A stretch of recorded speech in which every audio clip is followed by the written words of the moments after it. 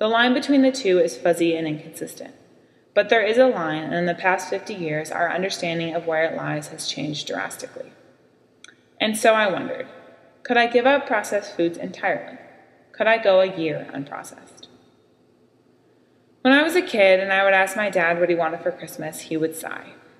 He would sigh one of his great fatherly sighs that seemed to come with its own timestamp, one that considers in a single exhale the problems of the world.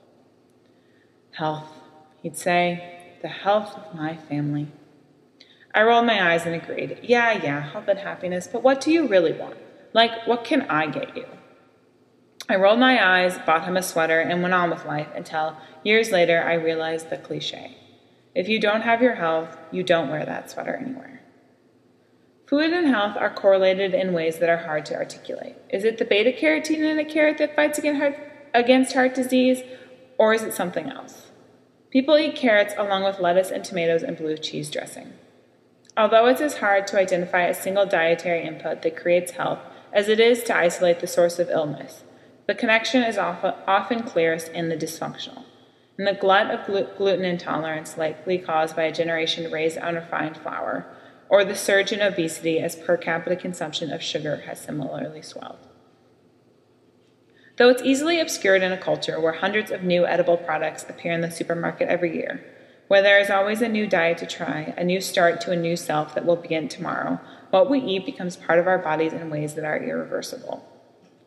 Persephone ate 4 pomegranate seeds, and she was stuck living with the god of the underworld for a third of her life. There was no master cleanse or grapefruit diet that could flush that fate from her system. We suck up potato chips and resolve to eat better on Monday, forgetting that sometimes food is fate. If we are what we eat, then we're also who we eat with. Eating together fosters community, and though it would be nice to gather with the people I love around a picnic table laden with grass-fed meats and backyard tomatoes every weekend, most often my community convenes around tacos and refried beans at Guadalajara Grill. The challenge of a year unprocessed was as much about cutting unprocessed foods out of my life as it was about maintaining a social life while doing so. Most friends didn't mind when I asked restaurant servers if the curry contained sugar, but I was single and occasionally dating, and I wanted to be able to go out to eat without appearing like a whack job. There is a scene in the movie Notting Hill when Hugh Grant's character ends up on a date with a fruitarian. "We believe fruits and vegetables have feelings," she says. "We only eat things that have actually fallen from a tree or bush and are, in fact, dead already." "So these carrots?" asks the jaunty Hugh Grant. "Have been murdered," his date responds. So I decided. People trump process. I would call restaurants and ask ranging and ridiculous questions regarding hypothetical food allergies. I would be the frustrating patron who modifies everything. I would try my best, but I would not let my social life suffer because of my proverbial murdered carrots. Though that assumed I had much of a social life to begin with. I was working a 20-hour-a-week job, taking 4 classes in a demanding graduate program, and freelance writing on the side. I was busy, poor, and I lived in a small one-bedroom apartment with a janky, understocked kitchen. I noticed the janky, understocked quality of my kitchen only after I committed to a year unprocessed. A vegetable peeler? I didn't have one, but yeah, vegetable peelers make life easier. It is amazing what you can do with a curved spatula, but my kitchen seemed to expand when I finally ordered a proper set of spoons on Amazon. While it now contains a pasta strainer, my janky understocked kitchen does not contain a dishwasher, and what is worse, no garbage disposal. Gunk accumulates in the 3-inch drain protectors. Wet gunk. Wilted spinach and burnt egg whites and sodden oats. The wet gunk must be scooped out into the garbage bin, and the drain protector must be cleared out with a paper towel, and still, errant rice kernels cling, soggy and stubborn, to the inside of the drain. But it is the first kitchen that is my kitchen. It is colorful and bright and endearing as only such imperfect things can be. My kitchen is hodgepodge, peeling at the corners, and the first place I made friends when I moved to Tucson. My cooking is like my kitchen, hodgepodge and a little cluttered in the corners. I eyeball measurements, improvise, and get distracted. What emerges when I cook varies wildly in its quality because recipes make me rebellious. I once had to bring a dessert to a work potluck and found myself visiting my parents the evening before. Ripe bananas and fresh peanuts sat together on the kitchen counter, and I was struck by the classic combination of bananas and peanut butter. "It's not bad," my dad said of the fresh-baked banana peanut bread. "It's just not banana bread." He renamed it peanut loaf, and I stuck it on the entree table, where it was warmly received among the fruit salads and cold cuts. Processed foods harbor the enticing promise of convenience. The premise of process is that doing it yourself, assembling ingredients and applying heat, is a bother, or that cooking sucks up time that could be better spent doing other things.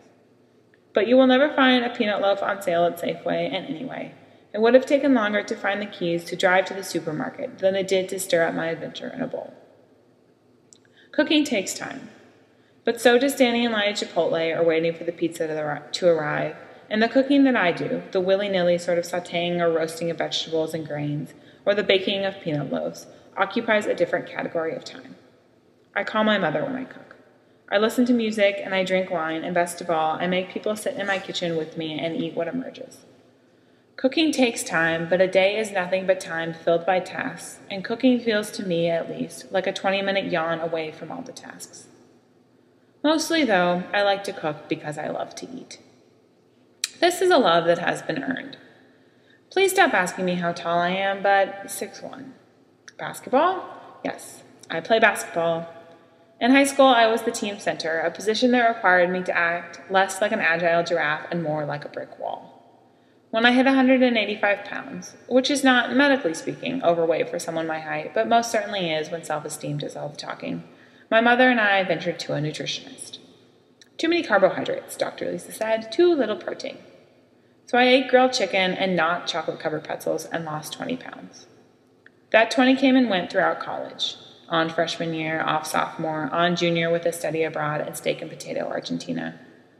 After a year in Nicaragua, a year of fried chicken and cheese, tipped the 20 towards 30, I ventured to Weight Watchers, where I was given a points calculator to measure the fats, calories, and fiber in all the food I was consuming, points that would tally themselves towards the 28 I was allowed in a day.